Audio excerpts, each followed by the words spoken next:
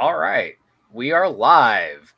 If you're joining us right now, I'm very excited to announce another live script reading from the So Weird podcast. Let me introduce everybody. First off, we have Kathy.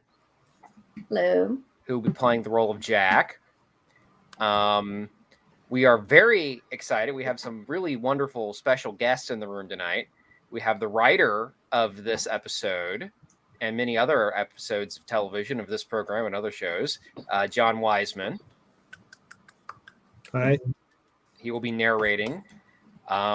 If you've listened to the show before, you know I'm Zach, and I'll be playing Carrie and a little minor character called Holiday. Also very happy to have back on the show. He's been in a couple other live readings. We have Sky with us tonight. Playing Everett Patterson. Very cool. I believe, are this your first time on the podcast, Dana and Lila? Yes. Yeah. Okay, well, we have two new inductees into the So Weird podcast family then. We have Dana with us, who's playing Molly, and Lila, who is playing Fiona. And then a very exciting, our other very special guest is, this is the first time this has ever happened where we've had somebody to join us for a script reading who actually played the character in the episode as it aired. So very excited to announce that Mackenzie Gray is with us tonight, playing John Kane once again, reprising his role. And wearing his jacket. Yes. And like all aging rock stars, you need glasses now, as you said earlier. Yes. Yeah. Nice. This is the first time my wife and daughter and I have performed together because I don't perform. Oh, well, bravo. Exciting. Lila, you look so much like Fee, it's ridiculous. I really thought that it's the blonde that makes it quite a difference for me, but I don't know. Well, when I did the show, her hair was dark. Yeah, the first two seasons was Fee, and then that third one they changed the whole actor and character to the blonde Annie. Yes. But she looked blonde in the episode. Maybe I'm going crazy. Maybe your color. You're going colorblind. Do not adjust your set. Yeah. We just need an episode of So Weird about the Mandela effect. That's what's going on. I was literally thinking that. All right. Well, my hair was very me? dark in that show. It's a few years now, so I'm blonde now. Of course. All right. Are we ready to start? Ready. All right. Wait. Yeah. Okay. Ready? Now Here we we're go. ready. Fade in. We dissolve through a series of slides of the funeral dance of the Dogon. If you ever get to Mali, you might get a chance to see the Dogon tribe performing this funeral dance. The Dogon are just one of many cultures that believe our spirit continues on after we die. Dissolve to a close-up of the inside of a nautilus. The big question, of course, is where does our spirit go? And can it ever come back? Begin to twist in, losing us in the spiral. Are we riding on some big circle of death and reincarnation? And if we are, is it possible we could ever come back to the life we left, the body we left, instead of a new one? Dissolve through to a spiraling reprint of Da Vinci's Vitruvian Man, so that the spiral of the shell matches the spiral implicit in the drawing. It seems impossible. But sometimes the impossible gets done when one person is willing to do what it takes, no matter what the cost. The spiraling ends with Vitruvian Man upright as we fade out. Act 1, we fade in. Exterior Patterson building, day 1. Production trucks are parked in front of a majestic but long abandoned institutional building. We hear the full band version of She Sells playing off screen. As the Molly bus pulls up, it passes a crippled 60-year-old sign reading the Patterson Orphanage. The ornamentation on the peeling sign incorporates a Nautilus shell. Wide, Fee and Jack exit the bus looking up at the building. I just can't get over John Kane being a director now. I mean, he was such an incredible guitar player. He was out of control. I guess a heart attack is nature's way of saying slow down. Well, it's cool Mom got him for her video. It's like a Phillips Kane band reunion. It's not a reunion without Dad. Jack nods, puts his arm around her as they head inside. Interior building, main hall, same time. A serpentine, handheld camera point of view shot of Molly lip syncing to She Sells. She's costumed like Vanna White, doing a spokesmodel impression in front of a display of Wax Master floor waxers. Carrie is positioned in the background as a human mannequin, frozen in mid-guitar solo, wearing a Wax Master jumpsuit.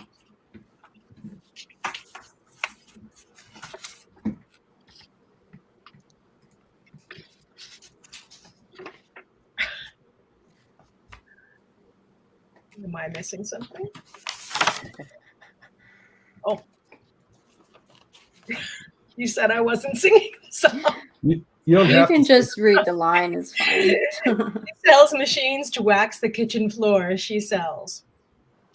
New angle. John Kane, 45, stands near a video monitor. Kane wears an old PKB jacket and sucks on a lollipop. He keeps a stash in a fanny pack. Kane is British, deeply growly, 30 years of 2 packs a day until recently British. He shakes his head and shouts over the playback. Move around more. Don't worry about the framing. This isn't a bloody Bergman film. Just then, Fee and Jack come up behind him, tap him on the shoulder. He turns, sees the new arrivals, and smiles big. Cut. We go wide. The camera person stops and playback stops a few seconds later. We can now see that the room is filled with various displays of products Molly shilled for back in her jingle days. Star software, Siesta Taco, etc. Molly looks over happily as Carrie relaxes. Hi, guys. Me Kane Bear hugs cubs. Jack and Fee. Hi, Papa Bear. What's it been? 3 years? It's too long. Oof, I guess you're feeling better, huh, John? Well, swapping cigarettes for lollies aids the cure. Kane lets go of them and pounds a fist on his heart as Molly comes up and hugs her kids. Wouldn't want the engine to cut out again. Carrie arrives, slaps hands with Jack and Fee. Guys, we've got to scavenge this place at lunchtime. Everything out here is up for grabs. Really? Why? The whole place goes under the wrecking ball in a fortnight. As Kane speaks, a roadie knocks a stage lamp into a wall, taking a big divot out of the paint. Favorite Kane, he tenses up. That's in 2 weeks, people, not today. I got the place for next to nothing. Rather spend the money on pate for lunchroom, and this video thing, of course. He and Molly laugh. But this was an orphanage, right? What happened to the orphans? The last group to live here would be well into retirement now. Wow, it's been abandoned that long? Sad, really. It was designed by a brilliant architect, Everett Patterson. He points at some Nautilus designs visible on the peeling walls in the hallway. A quirky chap. That's his signature there, the Nautilus. Put it all over his buildings. You don't know him here, but he was famous in England when I was a lad. Rich beyond measure. Built a dozen of these kinds of places back in the 30s, all for charity. But they were all torn down within a decade or two. Well, except for this one. How come? Bad press, I suppose. A few crackpots said they were haunted. Wait, really haunted? Or are you just saying that? Kane seems surprised by the question. See, now you've done it. Fee is very into the spooky. Huh, really? He looks at him curiously. Before this can go further, Molly steps in. So, what do you say? Should we get back to work? Sure. Why don't we start your close-ups more? The rest of the band can take lunch. Carrie and Jack look at each other. Scavenger time. Weirdness time. Were you serious about the pate? Sorry. Just checking. Come on, guys. Take a walkie-talkie with you. The kids exit, leaving Molly and Kane looking at each other. Molly looks away first and walks back to the Waxmaster display. Cut to interior building, hallway 1 minutes later. Fee, Carrie, and Jack walk past a series of spooky, empty rooms. Fee points at the Nautilus ornamentation upon the aged strip of wallpaper that runs atop of this and every other hallway. Boy, Patterson sure likes shells. I think it gives the place a nice homey feeling. They peek inside one of the rooms, and we cut to interior building, dusty room, continuous. Carrie and Jack look over Fee's shoulder. The room has a feeling of decay. Its main features are a rickety, unusable bed and a cracked dresser. Patterson may have been some great architect, but it doesn't seem like he cared very much about what it was like to live here. A beat after they exit, what seems to be a human hand tries to push through a wall of the room, a latex wall. The hand pulls back and the wall returns to normal. Cut to interior building, main hall at the same time. A close shot, a display shelf under a sign reading, "We're all one with star. In the middle of a row of star software boxes, including Universal Gateway 2 web browsers and Town Builder programs, is Molly's head. An eyeshadow brush enters the frame to touch up Molly. I can't believe you still have any of our old tour jackets. I did have a tendency to lose them. You had a tendency to give them away to groupies. So, are you worried about her? Every mother worries about her daughter. I suppose warning Fee about her father wouldn't make her more cautious. Why should it? Nothing I ever said made Rick more cautious. So you haven't told her? Molly shakes the makeup brush away. Just shoot the video, John. Don't try to direct my life. Right. Playback. As the music starts up again, we cut to interior building administration office same time. Fee, Jack, and Carrie are looking through a messy office. The open door behind them has faded lettering reading administration. Files are strewn over file cabinets and on tables. As Jack pushes by a cracked full-length mirror past decrepit janitorial equipment, Fee looks through a file. These files are full of old articles on Patterson. The quirky chap. Quirky for his time, I guess? Listen to this. Patterson is rumored to be a student of Eastern religions, fascinated with reincarnation. On the clipping, showing a 1928 photo of a seance, Patterson, wearing a conservative suit and looking rather intense, is surrounded by comely flappers. And a devotee of seances. Check out that one. I wouldn't mind a seance with her. On Fee and Carrie. That woman would be 99 now.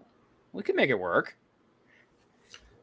Jack emerges loudly and abruptly from the corner, holding sets of blueprints in each hand and madly brushing cobwebs off himself. He takes a breath.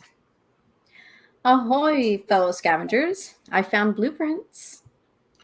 On the desk, Jack's hands spread out one set of blueprints. The blueprints are labeled Patterson Orphanage and ornamented along the edges with the Nautilus design. There are page numbers in a lower corner and a series of numbers printed out along the top of each page.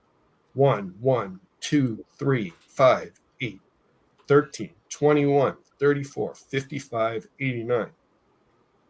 So where's the buried treasure? Jack's hand points at the series of numbers. You guys recognize these? Should we? Favoring Jack and Fee. They're not random numbers. I've seen them somewhere before. I just can't remember where. This one's missing page 8. While Carrie leafs through the other set, an invisible finger begins writing the word help backwards in the dust of the mirror behind them. Same with this one. Page 6 has the cafeteria. Anyone else getting hungry? Fee looks up and notices the writing on the mirror. Hey! Who wrote that? Jack looks over and shrugs. One of the orphans, I guess. That writing wouldn't have lasted 50 years. Well, why not? It's not like anyone's been here to wipe it off. Come on, I'm going to ask them to send out for pate. I've got a craving now. He takes a last glance at the mirror. Then they all leave, taking the blueprints with them. A beat after they go, Patterson's face pushes out of the wall and retreats as if never there. We go to the main floor lunchroom later. The room is set up as a temporary lunchroom with long tables. Fee sits alone with her laptop, the file of clippings, a set of blueprints, and a plastic bottle of orange juice. The remains of her lunch are nearby. On Fee's computer, Fee is on go.com and is typing in the search string Everett Patterson Architect Paranormal. Found him. Cutting to the Patterson building to establish the bus. Found what? Inside the bus, we're on a math book laid out on top of the blueprints. We can see the series of numbers on both the book and the blueprints. Those numbers on the blueprints. They're part of the Fibonacci sequence. New angle to reveal that Jack is sitting at the table looking at the math book and the blueprints. Casey has entered, flossing. The remains of their lunches are nearby. See? Each number is the sum of the two numbers preceding it. So You actually find these numbers in nature, like the Nautilus shells that are all over the building. On the book showing Fibonacci numbers charted on a graph. Next to the graph is a drawing of a spiral, not unlike Patterson's Nautilus shell. Fibonacci numbers generate that spiral. See? Patterson used those numbers for all the room dimensions. Why would he do that? Because he was nuts, would be my guess. Fee will love this. Jack grabs a set of the blueprints and exits. Carrie finishes his last tooth, then follows. We cut to the main floor lunchroom at the same time. Close on the laptop screen, the Go.com search has produced a number of results. Fee highlights the one that reads, Everett Patterson. It's an AVI of the famous 1953 interview with Patterson's ex-employee, Charles Holliday, claiming Patterson was building portals to the spirit world. Portals to the spirit world? She clicks on the link. A window pops up showing a frozen black and white medium shot of Charles Holliday seated in front of a 1950s TV studio backdrop. Fee hits play and the shot comes to life. Did anyone really think he built all those buildings for charity?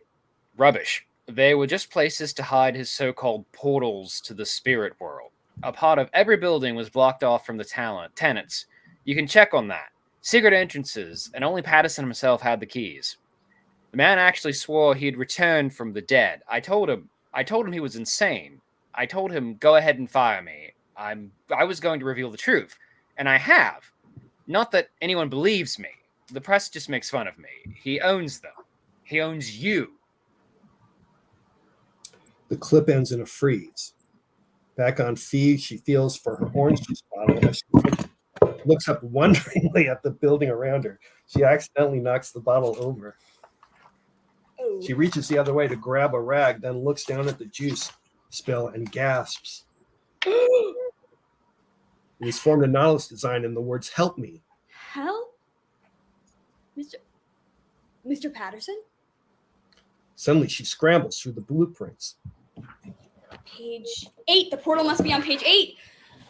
Everything is here, but the attic. Cut to the main floor lunchroom moments later. Jack and Carrie enter, look around.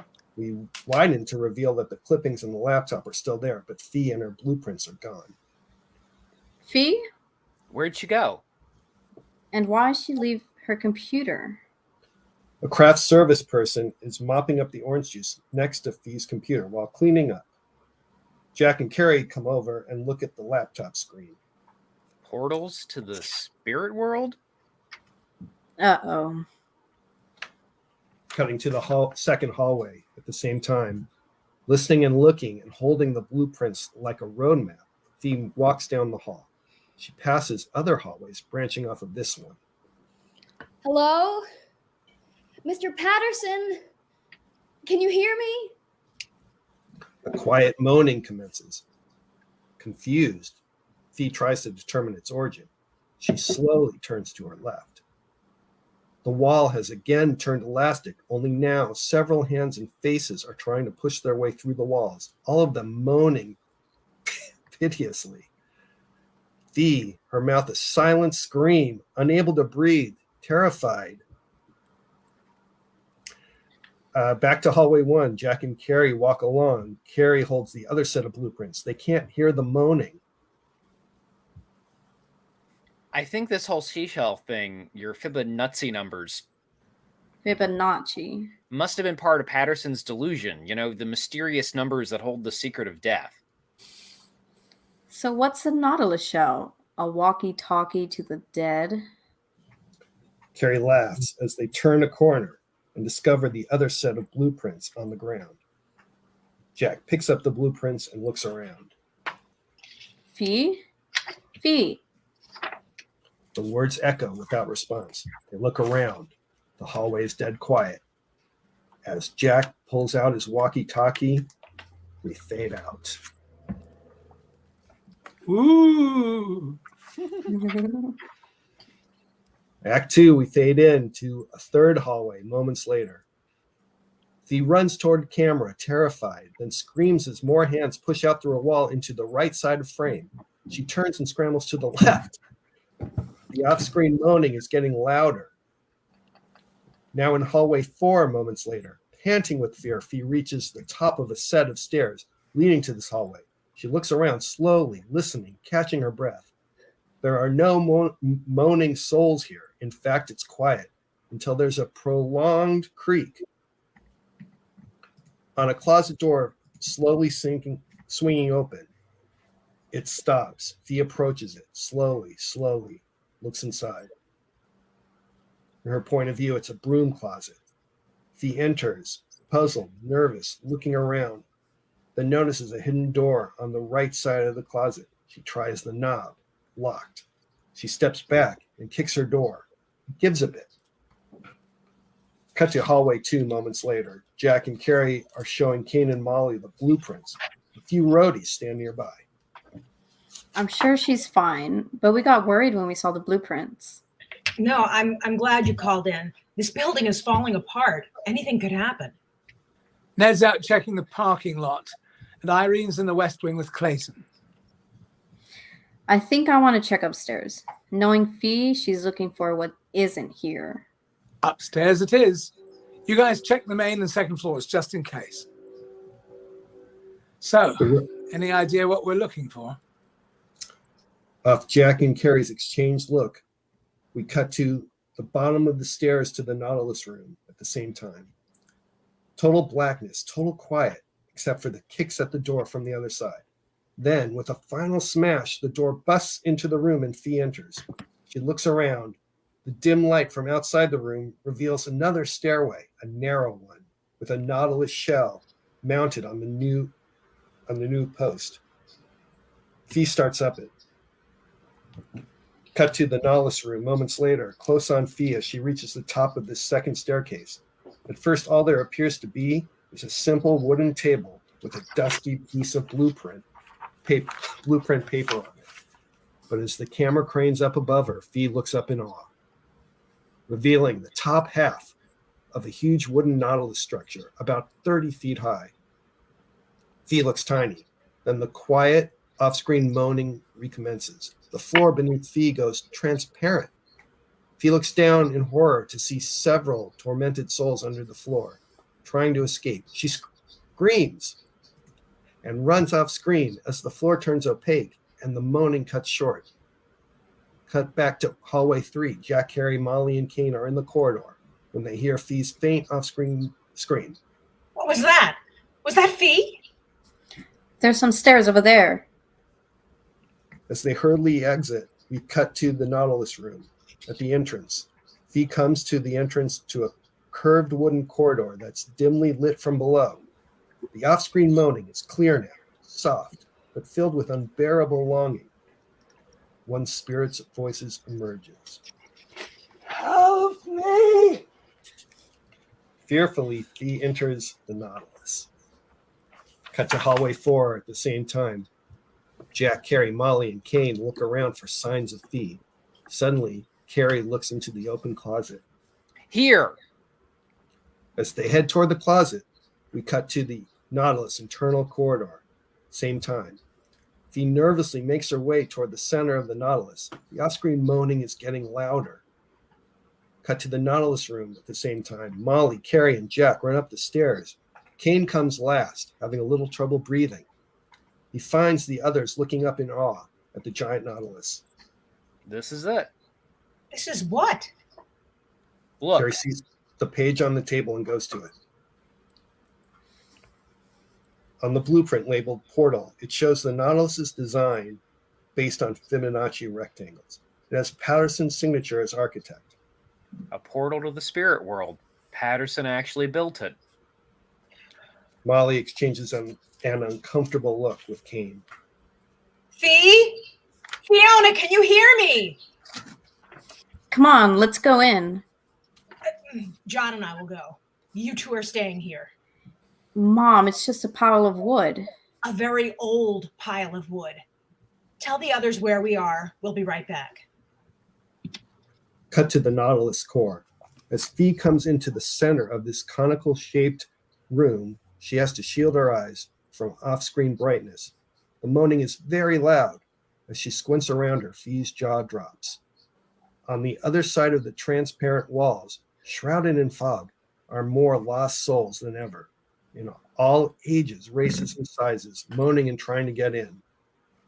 Emerging from this crowd, still on the other side of the wall, is Everett Patterson. He looks tired and tormented, but speaks with humility and gratitude. Mr. Patterson? Oh, thank you for coming. I've waited so long for someone to come.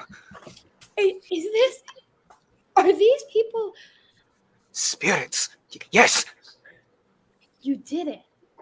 You really did it. You built a portal. It was my life's work. People called me insane. They called me evil. I just wanted to give people hope. I just wanted to show that we could return. Return? From the dead? Please, tell me your name. Fiona. Fiona, I'm still myself. I still have all the feelings and hopes and dreams that made me Everett Patterson. Please, say you'll help me. Say you'll give me my life back. Fee very gingerly touches the membrane. But how could I help you? I was only one number off in my design. One little digit in the Fibonacci sequence. These years I've waited gave me time to realize my mistake. All you have to do is rearrange a few blanks. The portal will open and I can return, body and soul. As Fee stares at him in awe, we cut to the Nautilus internal corridor at the same time. Amid the off-screen moaning, Kane, sweating, stops and leans against the wall, his hand on his chest. Molly turns and looks back at him. John? I'm all right. No. Wait here. Please. No, just... Cut to the Nautilus core at the same time. He slowly approaches the membrane as Patterson weaves his spell. Think of it, Fiona. From time immemorial, we've all ended up as death's hostages. I'll be the first to escape, and you be my savior, my liberator. But what about these others? Don't worry. Patterson's eyes darken briefly, but he hangs on to his cool. We won't start a stampede. We could close the portal once I'm through. But they'll keep trying to get out. They've been waiting, too. They must know what the portal is for. I've tried persuading them to leave. I've done all I can. If they want to wait, let them wait. It's not that simple. Don't you see what's happened? This portal, it's like flypaper. You've given all these spirits hope of returning, kept them from moving on. That must be why they said your buildings were haunted. All your portals must have done the same thing. That is not my concern. And if you make it out, even more will try to get through. That is not my concern. We can't leave them here forever. It's cruel. But I can't save everyone. This is my portal. I built it. I'm the one who deserves to return. You said you wanted to help people, but you only want to help yourself. Well, have a nice afterlife. Wait. There must be someone you've lost. Someone you'd like back. Fee stops in her tracks. If you'll help me, I can bring that person along with me. Fee turns. Patterson reads her reaction. There is someone, isn't there? The moaning is deafening. Fee squeezes her eyes shut for a beat, then shakes her head. Tell me who it is. Fee starts to open her mouth but doesn't speak. It's nothing to feel guilty about. Do you understand? You've earned it. Tell me who it is. Patterson's eyes are wide. I guarantee you, that person will be reborn before your eyes. Tied on Fee, tears in her eyes. You guarantee that? Yes. You drive a hard bargain. One has no choice.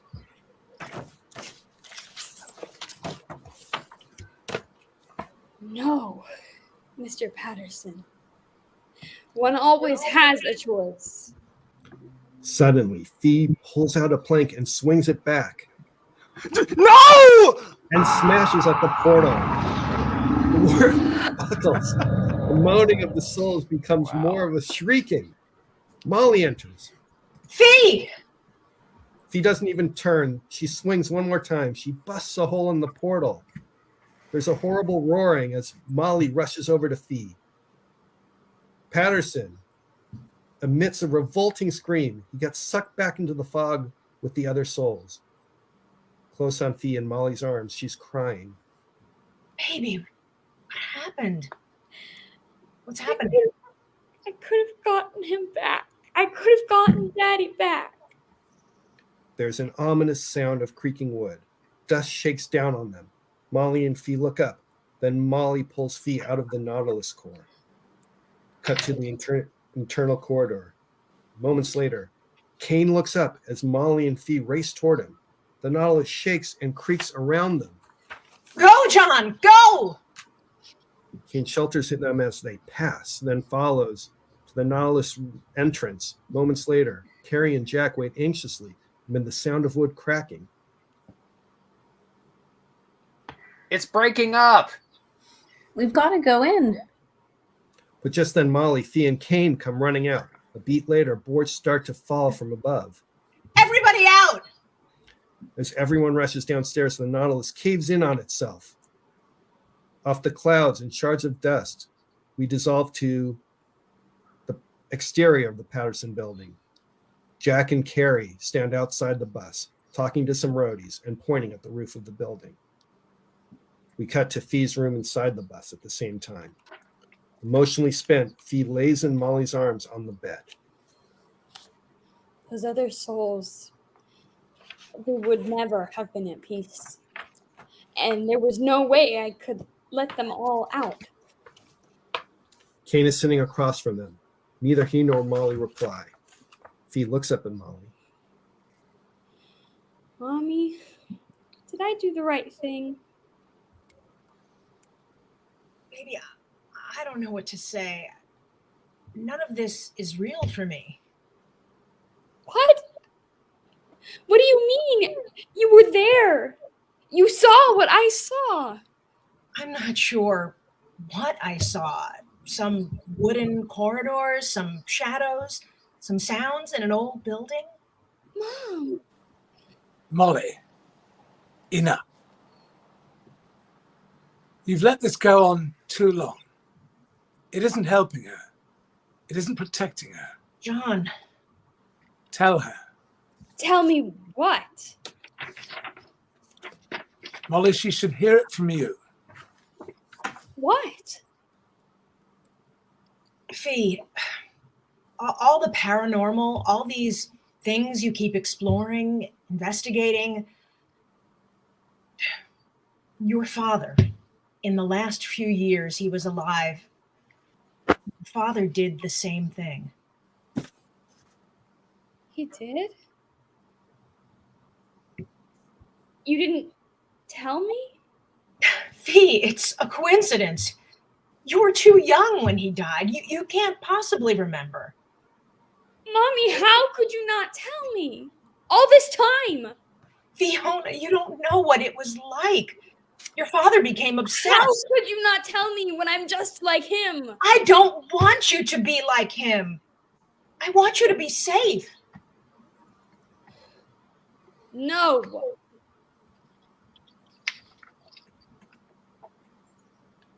I'm sorry. I love you.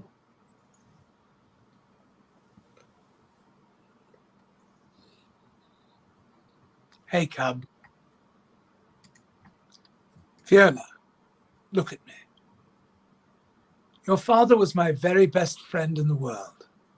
I've never found another like him. He was the bravest, noblest, best man I ever knew. And you're just like him. You've always been just like him. I didn't understand what he was doing. I didn't know what it meant. Just be careful, all right? Be careful. Now, I've got to get back to work before everyone at the record company has a heart attack. Will you be okay? Kane takes off his jacket and puts it around Fee's shoulders. We're all watching out for you, cub. All of us. As Kane leaves, Fee hugs the jacket around herself. Dissolved to the main hall minutes later. Everyone is reassembled, ready to do the siesta taco portion of the video. Molly looks haunted. Carrie comes up to her with his guitar. You okay, Mrs. P? Call me Molly, Carrie. Please. Okay. She squeezes his hand. Kane takes a breath. Then in his most upbeat tone. Right. Playback. The song kicks back in. Molly starts to lip sync. Hear that song on the radio? The one stuck in your head? As the shoot continues, Fee enters from the side, wearing Kane's jacket, expressionless. She comes up next to Jack. What's the matter? Fee just turns to him and holds him tightly. With Molly in the unfocused background, Jack looks down at Fee, concerned, and we fade out.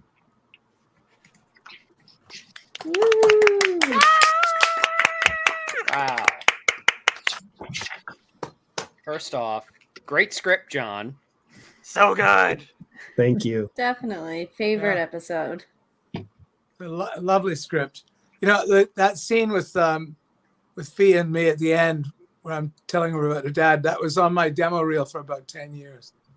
Oh, wow. That's great. The opportunity. Yeah, it was such a beautiful scene and just so nicely written. And, you know, for a guy who plays a lot of villains, it was nice to have a good guy on the reel for a change. So, but it was nice to read it again, too. Yeah. Very good guy. Awesome job, everyone. Dana, Yeah. Lila. I love that end scene. So emotional. I'm sorry I jumped on people's lines a little. Thank you for being a good narrator. Yeah. Well, yeah, I mean, thanks to everybody who was here tonight. Yeah, thank you. You know, it's a hard thing to be the narrator because you've got to move it along, but There's sometimes where you don't want to just read he smiles lightly or what, Yeah. you get in the way. And I was put into a deep hole once at the read-through for Shooter with Mark Wahlberg and so on. And it was such a visual movie. It had millions of pages of description, and Antoine Fuqua wanted it all read.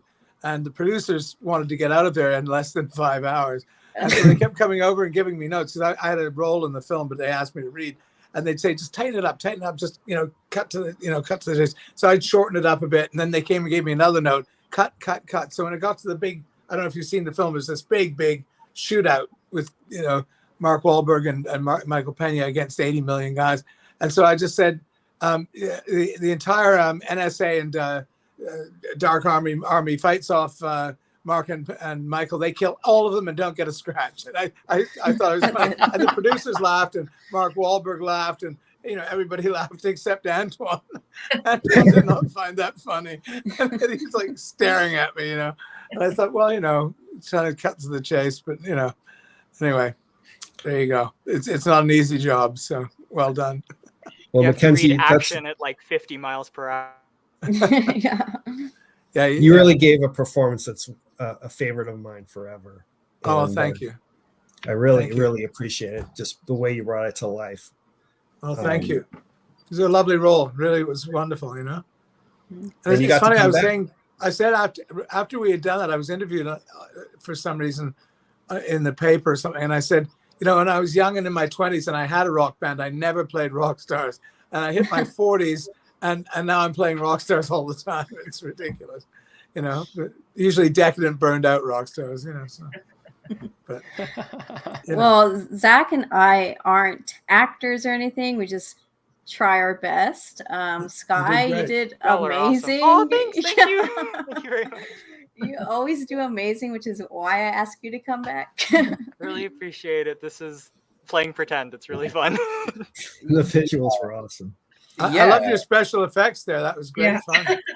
Yeah, you really went the extra mile there, Sky. Thank you so much. I'm And, grateful for I my just wore a family jacket. for letting me stretch this across the pull-up bar. It was well done. The hands were great. Got to play mad scientist. Yeah, and usually I don't mind hamming it up during these script readings, but I found myself feeling very subconscious with actual actors in the room tonight. So It's more fun, whenever you do new scripts, like I do a lot of new play readings, new screenplays, this reading series and so on. And there's nothing worse than when people just kind of mumble it and read it flat and don't put anything into it because they think they're saving it for the performance or whatever. And I always tell them, think of it as a radio play, make it come off the page, lift it, give it all you got, and it's a much better reading when people do that. So it's great. It's always good to have some animation going on, Right. and a floor show like you were doing, yeah, though I did not attempt a Scottish accent. I was not going to inflict that on our listeners. So. Well, it all sounded good. It was nice to revisit the episode, I must say. Yeah.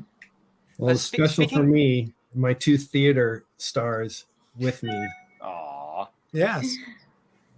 My the story I've told before is that Dana and I, our first date was at the So Weird premiere party. Ah. Wow. I That's so thought it cool. was very cool bringing her to that party. Yeah, how cute is that? What year was that? Was that 1997? Oh, cool. It was January 99. Like a prop. Yeah. Now, Well, they gave us a magic 8 favorite swag at the party. So Oh, that's really cool. Yeah. Did you shake it on that date and be like, is this I going to work did. out? I did. Yeah. Should I date this guy? Shake it up and saying, What did it say? roll Look, again. Yeah. I feel like if you don't remember it, maybe it said no. I don't remember. What can I tell you? If it had said yes, you would remember. Maybe I had the power. I think they have so many answers in those 8 balls. It could have been anything totally, not related, like, Right. you need a new car. Lila, you did an amazing job as Fiona too. That Yes. actress Cara puts so much emotion in her scenes. What is she up to now? What's her deal? I wonder if she's still acting. I don't know. I don't think so. I think she retired. She left Hollywood and Good for her. Living her life. Yes, I think she stepped away. I was in touch with her for a while, but then a year or so after So Weird, I lost touch with her. So, but we didn't have Facebook or anything then. We just had emails and letters and so on. So. Right. Yeah, easier to lose people. The current whereabouts of Cara DeLazia has been something of an ongoing mystery for this podcast over the years. Oh, really? Well, and Mac Phillips is doing very well. She's really doing very well in her life. She's doing a lot of work, and she's on various committees and charities and so on. She's in wonderful shape, and she's doing great. So right, yeah. And we're in touch all the time. Awesome. Oh, awesome. Speaking of Cara, it felt like you had a special kind of rapport with her. I was noticing. I was wondering if there was any little improv things, because I noticed that there were changes from the script. Like, for example, you look at Cara and just go, "Get out of my chair!" Yeah, that was improvised. Yes. Yes. And just like the sweet sort of like tender things that you do in that last scene, like you boop her on the nose and you like flip your scarf or whatever across your. Yeah, that was all in the moment. It just really brings life to that, because I mean, you only have 21 minutes, but you make it work. Well, thank you. We improvised, especially on set. There was fun things like I've always loved, I've actually put it in different movies when it's been appropriate. If I played some general, or the king of the trolls or whatever I've done. But, you just look at somebody who's standing there who's like an extra. You set it up with them so they're not hurt. And you just say, "What are you looking at?" It's just like, just stuff like that just gives it a little something, and it gives them a bit of involvement and so on. But yeah, the get out of my chair we worked that out, but it was an ad lib. Yeah. It's excellent. Yeah. And I can't remember. I got that from there was something. There was a director, and people used to sit in his chair all the time. And I just thought it was. I just remembered that happening, So it was just in the moment. But it's like, you see, when you have a lovely script and you have a nice character that's created, it gives you room to play, and not to fill it up with anything, but to just enjoy being in that character. So, right. And the scene with Cara and I, we rehearsed. We didn't have much rehearsal, but we rehearsed and just, we were trying to think of what would be a thing that, Papa Bear would have, or, like an uncle or a godfather, whatever would have. It would be a, like a zippy up the nose or whatever it would be. And so we just, I forget how we came up with it, but it was in the moment. And the series was shot. There was so much, especially on that episode, there was so much action and special effects and so on that we didn't have a lot of time. So although we shot, those shooting days were longer back then. Now they shoot a 1 hour episode in 4 days. And I think we had 7 or 8 back then. Yeah, when I wrote it, I had no clue whatsoever how they were going to do it. And frankly, I didn't really understand the Fibonacci sequence. That was not my expertise. I just had to kind of go with it. John Cooksey was helping me just sort of figure it out. I could see Cooksey being into that kind of stuff. Yeah. Right. Yeah. Well, as a writer, it's not your job to figure out how they're going to do it. That's the production designer and the prop people and the set designers. That's their job. Special effects guys, Gave them a lot of work. Oh, listen, I've seen scripts come in and then, you get a rewrite and half the stuff's gone because it was impossible to do, and they find a way to trim it down or, I was just on Nancy Drew this season. I guess we filmed it a year ago, actually. And from the first read through on the Wednesday, there were four new scripts by the time we filmed on Friday. Wow. And all my stuff changed. They overwrote it, then they took it down, then they changed, then they put other things in. So by the time I got there on Friday, I had 1 million lines in my head. It was very tricky. You can imagine that everybody here is big fans of Nancy Drew. Oh, are you? Like the old school adventure games, that's like my big deal. Right. Yeah, our usual co-host Emily, I know, is a huge fan of the old Nancy Drew computer games, so I'm sure she would be very excited to. Those are like connected in my mind so weird in the Nancy Drew games.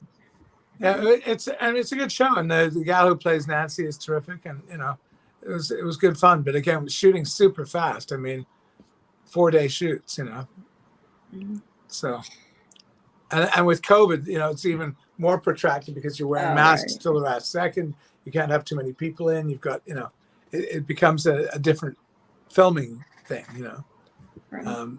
But yeah, it's a good show and good writing. But they rewrote, So that's how it works now. The second draft isn't before you come to the read through; it's done after the read through. Oh. So, Well, are you writing right now, John? I've switched to novels. Novels. Oh, Yeah, or novel singular. I finished one and started a second one, so I Congrats. technically just novel, but that's where I am right now. great, fabulous. And what nice. what subject matter? What kind of tone? It's contemporary. It's basically a love triangle between three people having a midlife crisis, each having a midlife crisis. Perfect. That's cool. Very cool. Very cool. I'm Yeah. trying to finish a novel myself right now. So Keep Nice. at it. I was There's gonna no segue. I was gonna segue into if you guys have anything to say or talk about anything you're working on right now.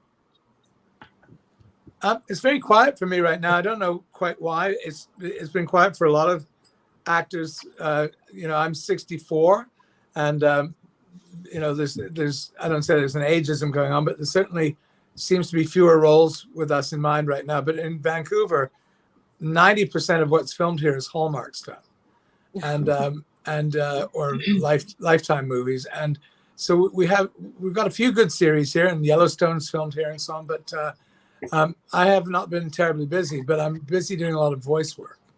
So and I've got a really wonderful role which I can't talk about right now, but it's the most fun I've had in quite a while. So, I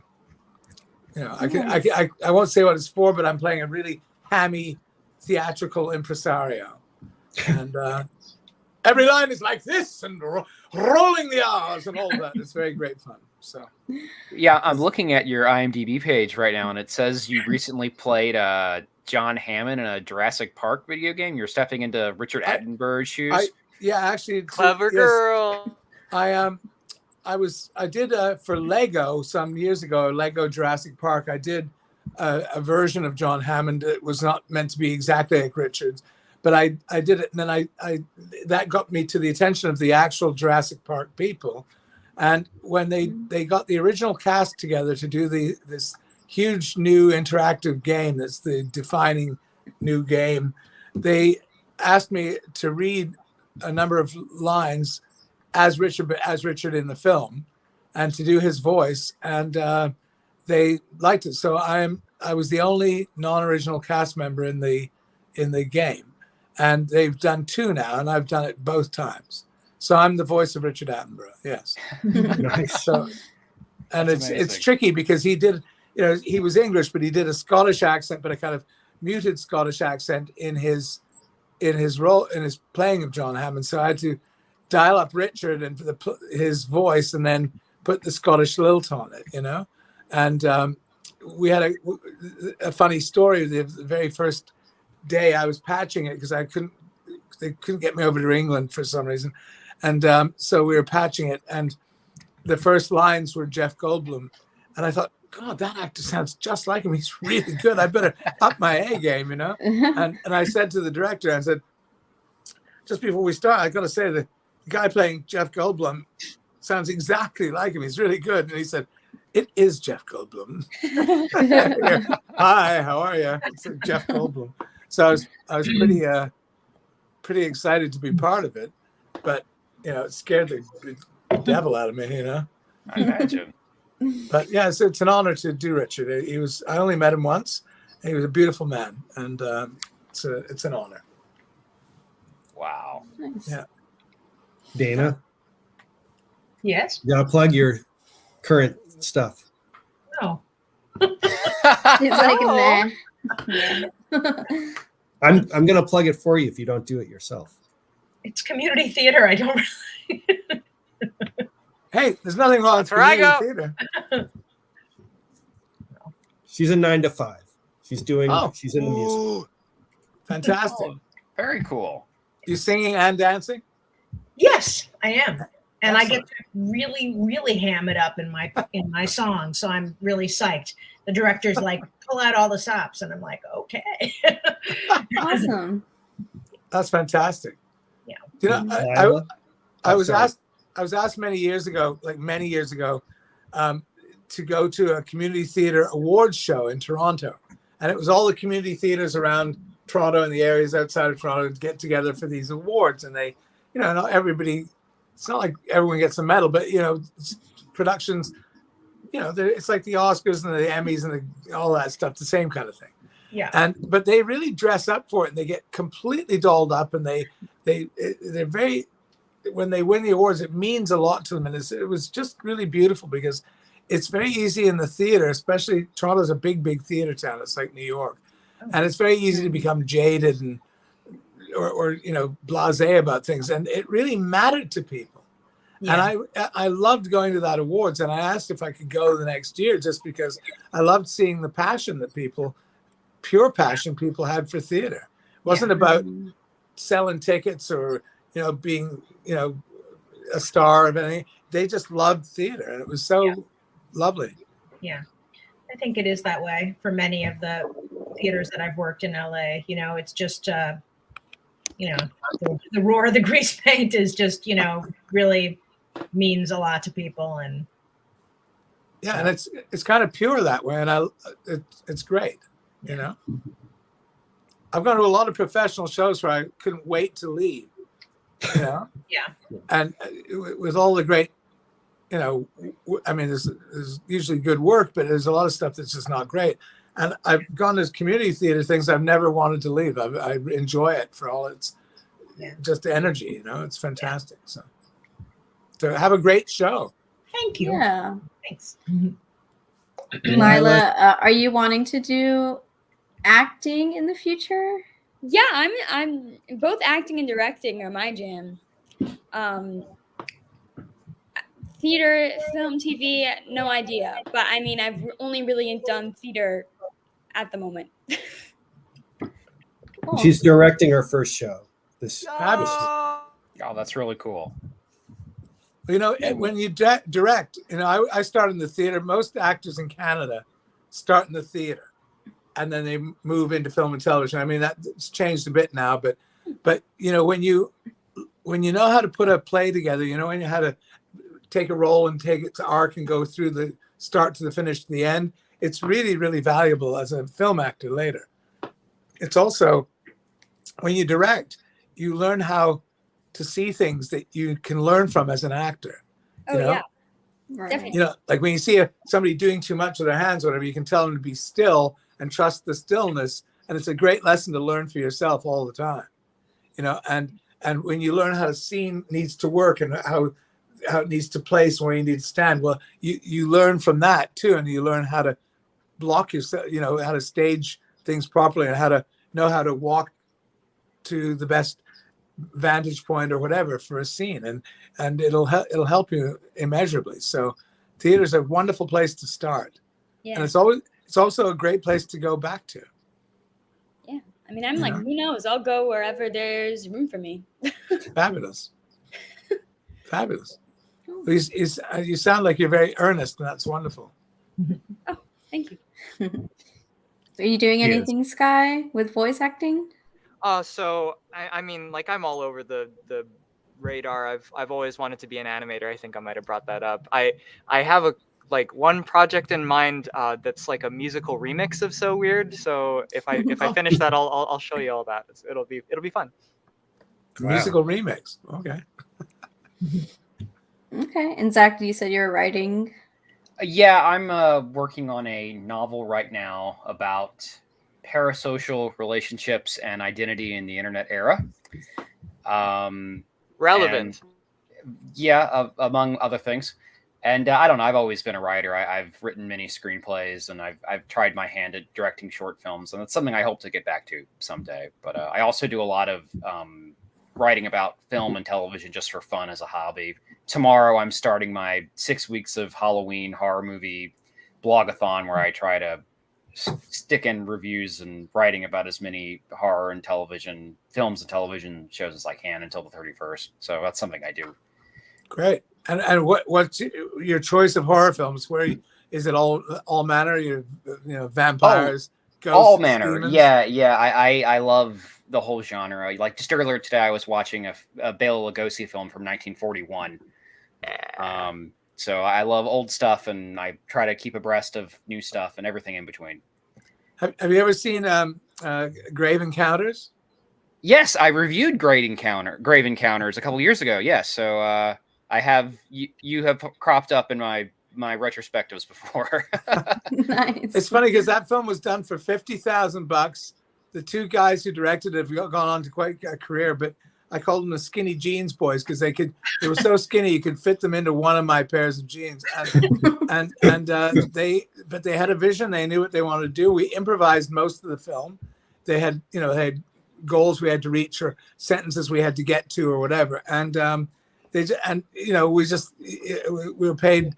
There was a union deal that allowed them to have us for $100 a day, and we shot it in 2 weeks. And where will this go? What'll happen? And it became a massive cult film, a huge cult film. I still get stopped in the street by people saying, "Oh, were you Houston? Were you Houston in Grave Encounters?" And you're like, I've been in the biggest movies of all time, and nobody recognizes you at all. The Grave Encounters, people come up to you at dinner, it's ridiculous, and I'm not ridiculous. I think it's lovely, but but it's a funny one, but it certainly is a scary film.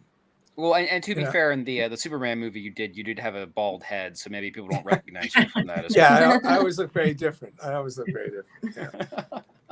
Yeah. Nice. Apparently, it's funny how we find, in the new age, I don't know how people find things or don't find things, but I was at a film festival, a Chinese, an Asian film festival that was held in Vancouver. And one of the biggest stars in China, a huge movie star, was there. And he came up to me and he kept shaking my hand and saying, "I'm so glad to meet you." And I thought, he's huge. He's a big star. And so I asked one of the interpreters why he was, what he had to say. And it turned out that I'm in two of the biggest films ever in China. One is Man of Steel and the other one's Warcraft. Right. And because of that, I'm on the Chinese IMDb, and there's fan pages in China. And so, I had no idea. Wow. Absolutely Nice. No idea. Yeah, and I remember reading how Warcraft was kind of underperformed everywhere in the world except for China, where it was huge. Yeah, and I have a tiny part of it. It's a nothing part. But it's funny how that works, and other films that have done well there, people they fans like anywhere. They like what this actor or that actress or whatever, they get into it. But it was very unusual to think there's a whole side of the world that we're not really aware of. Well, and that's what it's all about, is connecting with people. Absolutely. Mm-hmm. Yeah. I mean, Well, who knows? yeah. So weird. So weird could be huge in Uzbekistan. We don't know. I was gonna say, it's like, you have this kind of a cult fan base with a show that you had. You were in 2 episodes, right? Yeah. Of the whole series, but such a memorable role. Make it count. Well, it was supposed to be 3 episodes, but Meatloaf couldn't make up his mind, so they lost one. Man. Yeah. But the 2 were wonderful. I was very, very honored to be part of it. So, and also Larry Sugar, who produced it, he and I have become lifelong friends. And Larry had put me in many of his other series and so on. But So Weird was really the start of it, and that was, there's lifelong friendships that have come out of this show. It's beautiful. That's great. Yeah. Well, thank you guys for joining. I don't want to take up too much of your time, but again, thank you for coordinating and agreeing to do this. I loved it. You guys did an amazing job. Yeah, absolutely. It's so incredible to be a fan of the show and then actually be able to talk to people who were in it and involved in the production of it and writing, and it's just so cool. So thank you so much, John, Mackenzie. Thank you so much, Dana, Lila, Sky, for being here. Just so much fun. So great to have you on the podcast with us. Well, thanks. It's always a pleasure. Whenever you guys call, I'll come running. I love what you're doing. So Yeah. Right. I feel you guys did it for. You're saying I did it for you, but you feel like you guys did it for me. Yeah. Thank you. There, there's no glasses. You know, I can't see you, but I'm sure you can see me. So Beautiful. you know, I went and got a lollipop, and I couldn't find where I put it. Oh no. And I have a scarf somewhere here. I was going to do the scarf, but whatever. Next time. Well, all right. Well, hey, if we have the other script of the other episode that you're in, Oh, where I go crazy. do that one. Yeah, That one. would be so cool to have that one. Yeah. Yeah, that was a kooky show. That was interesting. You know. Well, thank you guys. I'm playing John Kane on it, you know, and he's the ultimate guitar rocker, but because he's had his heart transplant, he can't play anymore. He has to play like crap. And I thought, this is, you know, I'm finally on a big network show playing guitar, and they want me to play like crap. It was pretty funny. Right. Then the pain on your face will be more real because you know you could do better. Oh, it was definitely real. You know, they said sing off key and don't play the guitar well. And I went, oh, great. Anyway, thanks, guys. Thank Thank you you so all. much. Hopefully next Have a time great- I'll have Chrome on my silly old Mac, and we'll make it work better next time. All right. Well, have a great night, guys. Yes. You too. Take care. Bye, Thank you, everyone. everybody. Have a wonderful night. Bye.